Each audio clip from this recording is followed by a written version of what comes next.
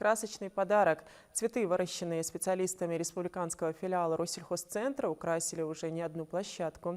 Без всяких сомнений, яркие разноцветные хризантемы внесут сочные краски в любой пейзаж. В этот раз получателями радующего глаз презента стала администрация сельского поселения Алхасты. Ася Горчханова расскажет подробнее.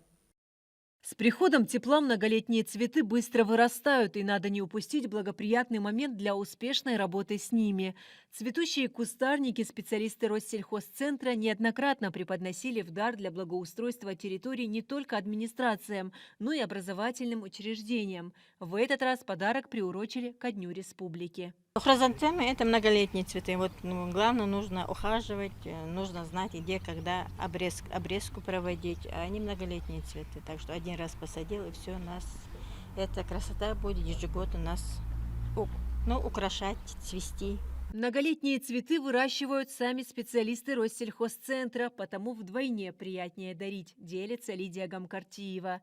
При высадке многолетников нужно выдерживать достаточное расстояние, чтобы у каждого растения был запас свободной территории. Да и не смотрятся такие плотные посадки, делились секретами специалисты Россельхозцентра. Посадку проводить утреннее или вечернее время. После посадки обязательно поливать, ежедневно поливать, пока это у него не укрепится корневая система. Мы специально сюда привезли еще гумат.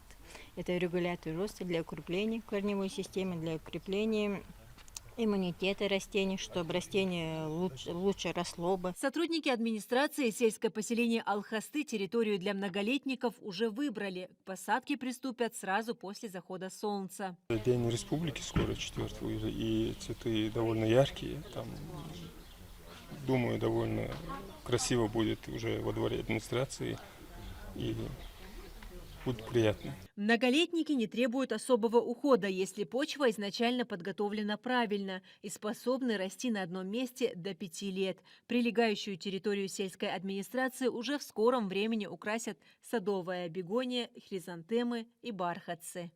Ася Горчханова, Умар Газдиев, Раиса Хидриева. Вести Ингушетия.